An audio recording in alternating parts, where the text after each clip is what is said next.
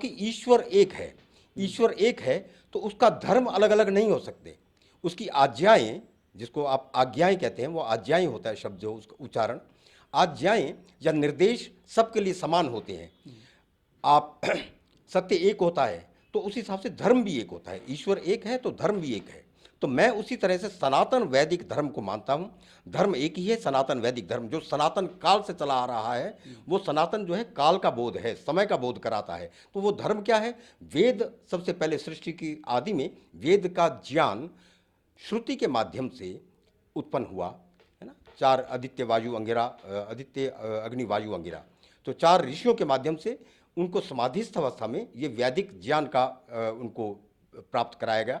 फिर वो श्रुति के माध्यम से आगे आगे प्रसारित हुआ। तो वो मूलतः उस ज्ञान पर आधारित जो धर्म है, धर्म एक होता है। धर्म जो होता है, धर्म एक यूनिवर्सल टर्म है, वो सार्वजनीन है, सभी मनुष्यों के लिए है, सभी काल के लिए है, सार्वकालिक है, सार्वभौमिक है, सभी देश देशांतर भूमि, सभी भूमि सभी स्थानों के लिए है। तो वो धर्म जो है सबके लिए एक ही होता है। अब यहाँ पर मेरे लिए अलग धर्म, आपके लिए अलग धर्म, कोई इस्लाम को मानता है, कोई ईसाई को मानता है, कोई बौद्ध को मानता है, कोई सिख को मानता है, कोई जैन को मानता है। ये जो मनुष्य निर्मित मत हैं, इनको हम मत कहते हैं, ये धर्म नहीं है। धर्म तो एक ही होता है। यानी मैं आपको उदाहरण देता हूँ, जैसे सत्य बोलना धर्म है, तो सत्य बोलना सब जगह धर्म है। अब ये हिंदू धर्म भी हम नहीं कहेंगे। हिंदू शब्द जो है हमारे को विदेशियों की देन है।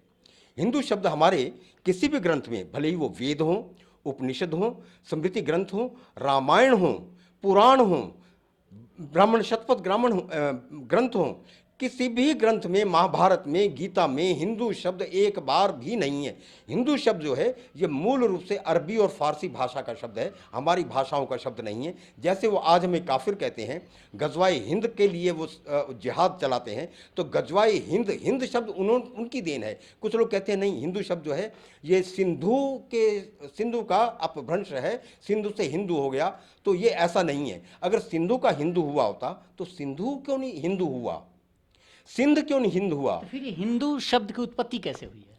हिंदू शब्द मैं वही कह रहा हूं, ये अरबी भाषा की देन है। उन्होंने हमें हे, नीच, त्याज्य, काफिर कहा।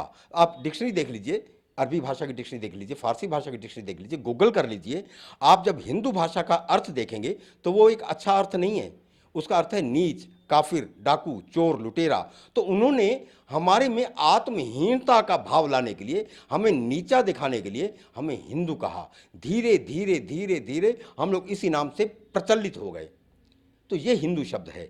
वास्तव में हम आर्य हैं। अब यदि आपने महाभारत देखी हो, अभी भी रामायण और कोरोना काल में महाभारत का प्रसारण हुआ टीवी के माध्यम से, तो सब लोगों ने देखा, हे आर्यपुत्र, हे आर्य, आर्य श्री, आर्य श्रेष्ठ, इस प्रकार के संबोधन होते हैं। एक बात और बता दूं आपको, जैसे हम कहते हैं आपका नाम सुशील जी है, तो सुशील जी, ये जी शब्द कहाँ से आया? ना तो ये जी शब्द संस्कृत का है, ना ये अरबी का है, ना ये उर्दू का है, कहीं से नहीं आया। ये आप अगर आप ईस्ट कलकत्ता, ईस्ट भारत, पूर्वी भारत के तरफ जाएंगे तो पूर्वी भारत और दूसरे प्रदेशों में भी आर्य, आर्य को वो आर्य कहते हैं, अपभ्रंश उनका उच्चारण है आर्य।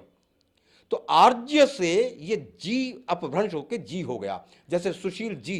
तो इसका हम आपको वास्तव में कह रहे होते हैं सुशील आर्य। तो आर्य जो है एक सम्मान का बोध कराता है, आर्य एक सम्मान का प्रतीक है। तो मैं आपको सम्मान से जब आमंत्रित करता हूं या सम्मान के साथ संबोधित करता हूं, हे आर्य, सुशील आर्य, तो मैं आपको संबोधन कर रहा हूं सम्मान के साथ। तो वो आर्य जो है, आर्य, आर्य से जी होता हुआ अभी ये जी बन गया है। तो इस तरह से बहुत बहुत इसका प्रमाण है। तो आज